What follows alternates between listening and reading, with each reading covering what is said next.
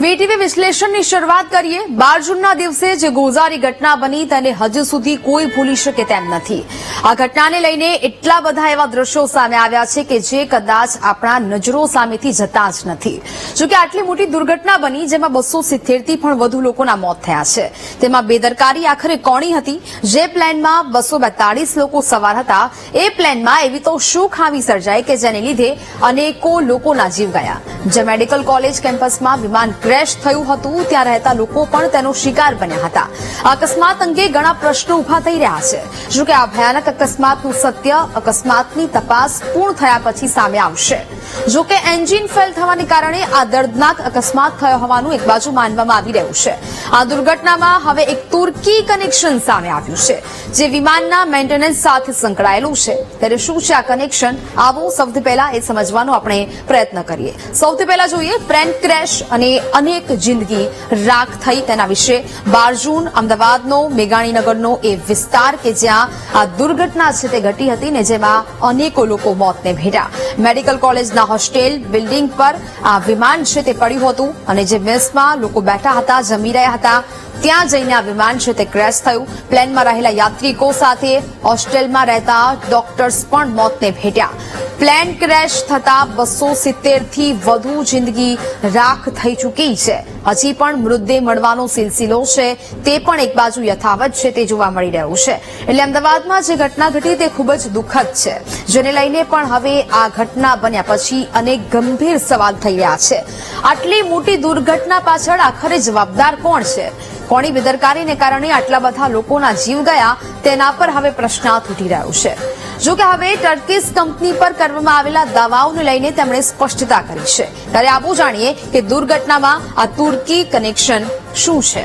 દુર્ઘટનામાં તુર્કી કનેક્શન શું છે તેના વિશે વાત કરવામાં આવે તો અહીંયા એ જોઈએ કે ટર્કીશ કંપની છે કે જે મેન્ટેનન્સનું કામ છે તે કરે છે। અલગ અલગ જે એજન્સીઓ છે તે તેના પ્લેન ટર્કીશ કંપની પાસે મોકલે છે અને તેની જાળવણી છે તે આ કંપની કરતી હોય છે। તુર્કીની કંપની ટર્કીશ ટેકનિક એક ગ્લોબલ એવિએશન સર્વિસ પ્રોવાઇડર છે એટલે કે અલગ અલગ જગ્યાએથી તે સર્વિસ છે તે કરી આપે છે પ્લેનની। ભારતમાં પણ એર ઇન્ડિયા અને ઇન્ડિગોનો તેમાં સમાવેશ છે તે થાય છે એટલે કે એર ઇન્ડિયા અને ઇન્ડિગોના જે પ્લેન છે તે જે વિમાનો છે તે ત્યાં જાળવણી માટે મેન્ટેનન્સ માટે જાય છે। એર ઇન્ડિયા અને ઇન્ડિગોનો આ કંપનીના ગ્રાહકો હતા તેવું કહી શકાય કારણ કે એવા ઘણા બધા એવા પ્લેન છે કે જે આ કંપનીએ મેન્ટેનન્સ કર્યું હોય।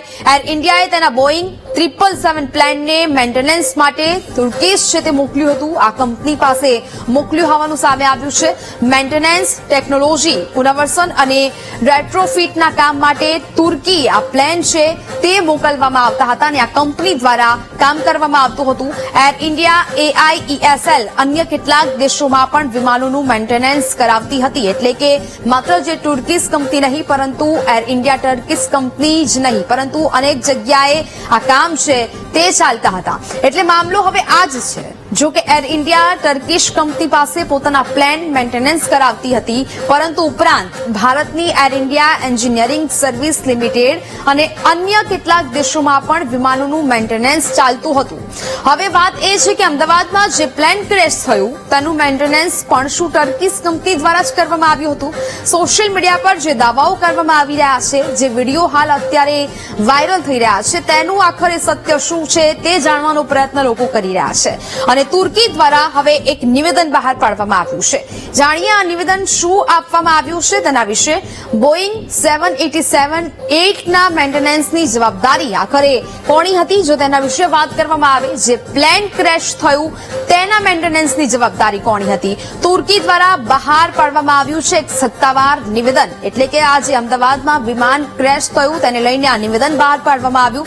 ક્રેશ થયેલા બોઈંગ 787-8 ની જાળવણી ટર્કીશ ટેકનિકલ પાસે ન હોવાનો દાવો તેમણે કર્યો છે। તેણે તમામ દાવાઓને સંપૂર્ણપણે ખોટા કહી દીધા છે અને આ જ દાવો છે કરવામાં આવી રહ્યો છે।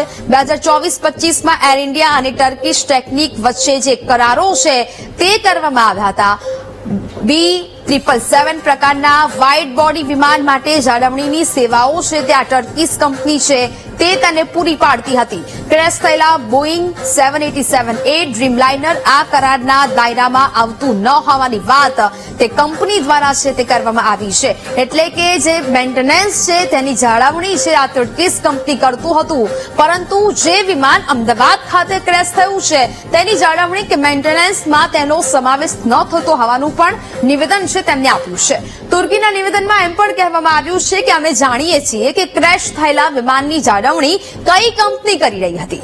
આ બાબતો પર ટિપ્પણી કરવી અમારા અધિકાર ક્ષેત્રની બહાર છે. અકસ્માત અત્યંત દુઃખદ હતો. આ દુઃખની ઘડીમાં અમારી સંવેદના ભારતના લોકો સાથે છે.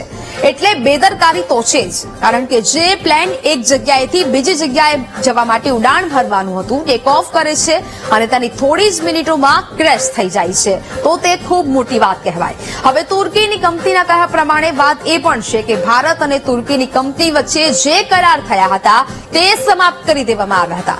નિવેદન આ પણ સામે આવ્યું છે એ કંપની દ્વારા, એ લોકો દ્વારા નિવેદન અહીંયા આપવામાં આવ્યું છે કે જે કરાર ભારત સાથે કરવામાં આવ્યા હતા મેન્ટેનન્સને લઈને, તે કરાર એક સમયે સમાપ્ત પણ કરી દેવામાં આવ્યા હતા. તો આવો એ પણ તમને જણાવીએ કે આ કરાર શા માટે ખતમ કરી દેવામાં આવ્યા હતા, કરાર ક્યારે થયા હતા તે જાણીએ ગ્રાફિક્સના માધ્યમથી. પાકિસ્તાન સંઘર્ષ બાદ કરાર સમાપ્ત થયા. ભારત પાકિસ્તાન વચ્ચેના સશસ્ત્ર સંઘર્ષમાં તુર્કીએ પાકિસ્તાનનો સાથ આપ્યો હતો તે બાબત આપણે તમામ લોકો જાણીએ છીએ. તેને કારણે ભારત સાથે તુર્કીનો બહિષ્કાર છે તે શરૂ કરવામાં આવ્યો હતો અને તેને જ કારણે આ કરારો છે તે ત્યાં સમાપ્ત થયા. એર ઇન્ડિયાએ પણ ટર્કીશ ટેકનિક સાથેનો પોતાનો કરાર છે તે આ જ સમયે સમાપ્ત કરી દીધો હતો જ્યારે ઇન્ડિયા અને પાકિસ્તાનનું યુદ્ધ છે તે ચાલી રહ્યું હતું. એર ઇન્ડિયાના સીઈઓ અને એમડી કેમ્પબેલ વિલ્સને આ નિવેદન છે તે આપ્યું હતું અને આ નિવેદન પરથી તેમને સ્પષ્ટ કર્યું છે કે કેટલાક વિમાન અગાઉ તુર્કી ટેકનિક પાસે ગયા હોવાની પણ તેઓ દ્વારા વાત છે તે કરવામાં આવી છે. એટલે કે કેટલાય વિમાનોનું મેન્ટેનન્સ તુર્કી ટેકનિક કરી રહ્યું હતું. અન્ય વિમાનો માટે વૈકલ્પિક વિકલ્પો કરવા પડ્યા હતા પસંદ. એટલે કે અનેક બીજી જગ્યાએ આ જે વિમાનો છે ઇન્ડિયાના તે મેન્ટેનન્સ માટે જતા હતા. એર ઇન્ડિયા હોય કે પછી ઇન્ડિગોની જે ફ્લાઇટ હોય, અનેક દુનિયાભરમાંથી અનેક જગ્યાએ તેને મેન્ટેનન્સ માટે છે તે મોકલવામાં આવતા હતા અને આ તમામ બાબતો છે તેનો સમાવેશ છે તે કરવામાં આવ્યો છે. સ્પષ્ટતા પણ આપવામાં આવી છે. એટલે કે એક સમય હતો જ્યારે આ કરારો છે તે કરવામાં આવ્યા હતા, પરંતુ આ કરારોને એક સમય પછી સમાપ્ત પણ કરી દેવામાં આવ્યા હતા. પાકિસ્તાન અને ભારત વચ્ચેનું જ્યારે યુદ્ધ ચાલી રહ્યું હતું ત્યારે તુર્કીએ પાકિસ્તાનને સમર્થન કર્યું હતું અને તેને જ કારણે ભારતમાં તુર્કીની તમામ વસ્તુઓનો બહિષ્કાર એક સમય કરવામાં આવી રહ્યો હતો અને તેવા જ સમયે હવે એર ઇન્ડિયા દ્વારા પણ આ તમામ જે કરારો એ બંને કંપનીઓ વચ્ચે થયા હતા તે પણ તે સમયે સમાપ્ત કરવામાં આવ્યા હતા. એટલે અમદાવાદમાં જે પ્લેન ક્રેશ થયું છે તે ટર્કીશ ટેકનિક દ્વારા તેનું મેન્ટેનન્સ નથી કરવામાં આવ્યું તેની પણ વાત છે એ સ્પષ્ટ જાહેર કરવામાં આવી છે. હવે જાણીએ કે આ ટર્કીશ ટેકનિક શું કામ કરે છે અને તેની કામકાજગીરી શું છે તેના વિશે વાત કરવામાં આવે તો તુર્કી કંપની ટર્કીશ ટેકનિક એક ગ્લોબલ એવિએશન સર્વિસ પ્રોવાઇડર છે. અનેક સેવાઓ છે તે પૂરી પાડતી હોય છે આ કંપની અને અલગ અલગ જે આ પ્લેન મોકલવામાં આવે છે તેની સર્વિસ, તેનું મેન્ટેનન્સ છે તે જાળવે છે. ભારતમાં કેટલીક એરલાઇન્સ પણ તેની સેવાઓ લે છે. એટલે કે ભારતમાં એવી અનેકો એરલાઇન્સ આવેલી છે જે તેની સર્વિસ લે છે. આ કંપની એર ઇન્ડિયાના બોઈંગ 777 કાફલાનું જાળવણી છે તે સંભાળે છે. એર ઇન્ડિયાના બોઈંગ 777 કાફલાનું જાળવણી છે તે ટર્કીશ કંપની સંભાળે છે. એર ઇન્ડિયા તુર્કી કંપની પાસે અનેક વિમાનની જાળવણી કરાવે છે. એટલે કે એર ઇન્ડિયા પણ એમાંનો એક સમાવેશ થાય છે કે જે આ તુર્કી કંપની પાસે તેના અનેક વિમાનોની જાળવણી છે તે કરાવે છે અને તેમાંથી એક વિમાન હતું 777 કે જેની જાળવણી પણ આ ટર્કીશ કંપની છે તે કરતું હતું.